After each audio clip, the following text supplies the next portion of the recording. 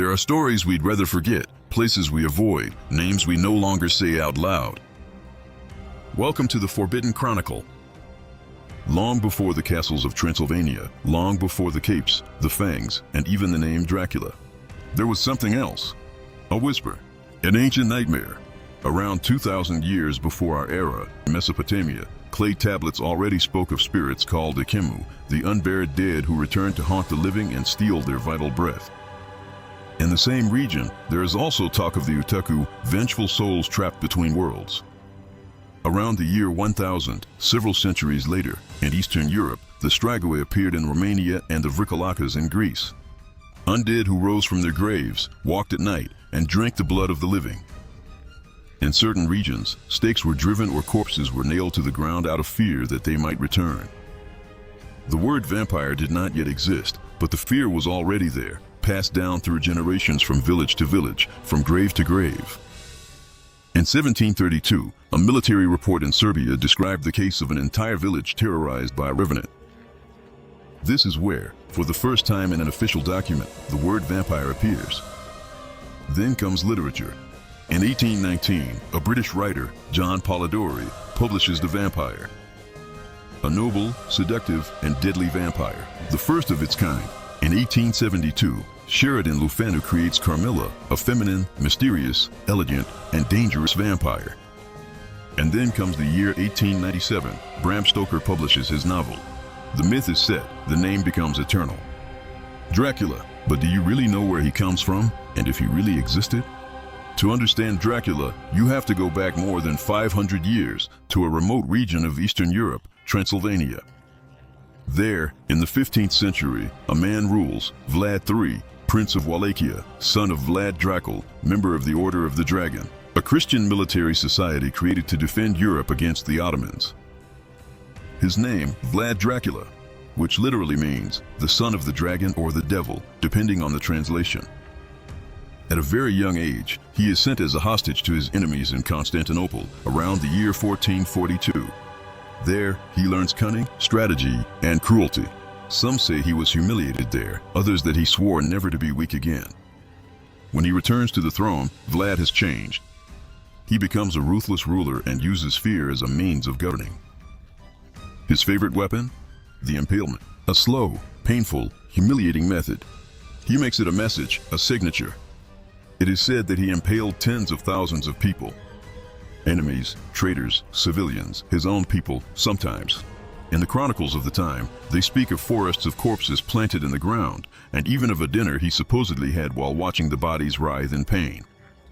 Vlad fought in the name of the cross, but with methods that would make even hell itself flee. And it is from this bloodthirsty prince that the name Dracula comes. But the name Dracula might not have been the beginning, maybe just the first visible trace, because in the forgotten corners of the world, long before books, long before kings, there was something else. Not a name, not a legend, just a silent, inexplicable presence, lurking in every corner of the earth. Some claim that the fear of the vampire was born from Vlad the Impaler, but others believe that Vlad merely awakened a much older horror, a terror buried in human memory, shared by everyone, even though they never met. And what if this name, Dracula, was just one more mask worn by something that has been following us since the very beginning? Something ancient, unspeakable, an evil that takes on whatever form we give it, a being that changes its face, but not its intent. It doesn't want to be worshipped, it wants to be feared and, above all, forgotten, because elsewhere, under other moons, in other languages, other creatures have already risen. But one question remains inexplicable, and yet very real. At that time, the peoples of the world lived in isolation. No roads, no books, no contact. And yet, everywhere, on every continent, people talked about the same thing, someone rising from the dead. Greece, 500 years before our era. In the writings of Hesiod and Diodorus, there is already mention of the Lamia, a beautiful and cruel woman who haunts the night and devours children in their sleep. China, around the year 900, in the chronicles of the Tang and Song dynasties, the Jiangshi appears, a stiff, animated corpse that hops with outstretched arms through dark streets to steal the breath of the living. Malaysia, 1000 to 1100, Mentioned in Portuguese accounts during the first explorations, the Penanggalan is described as a head torn from the body, carrying its entrails and hunting newborns under the moon. Philippines, before 500. In the oral legends from before Spanish colonization, there is talk of the Manananggal, a detached torso flying alone in the black sky in search of beating hearts and fertile wombs.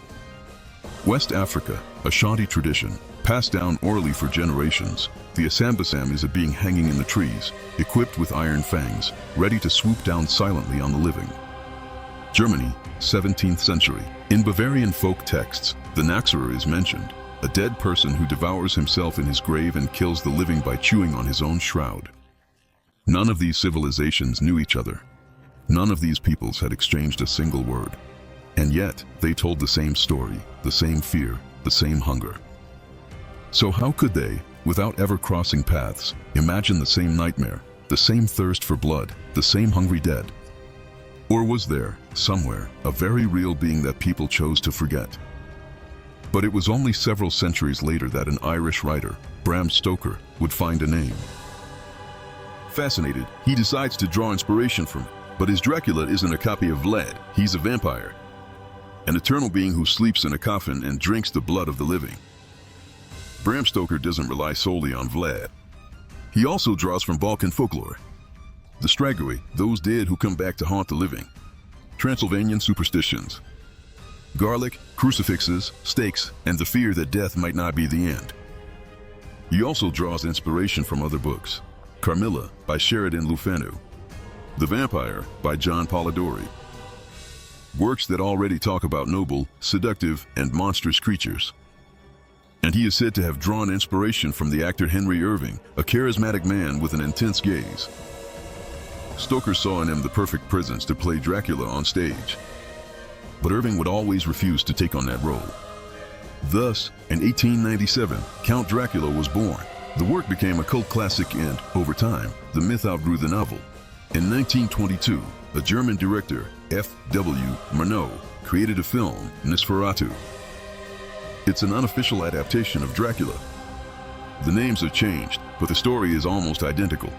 Bram Stoker's widow takes legal action. The court orders the destruction of the film.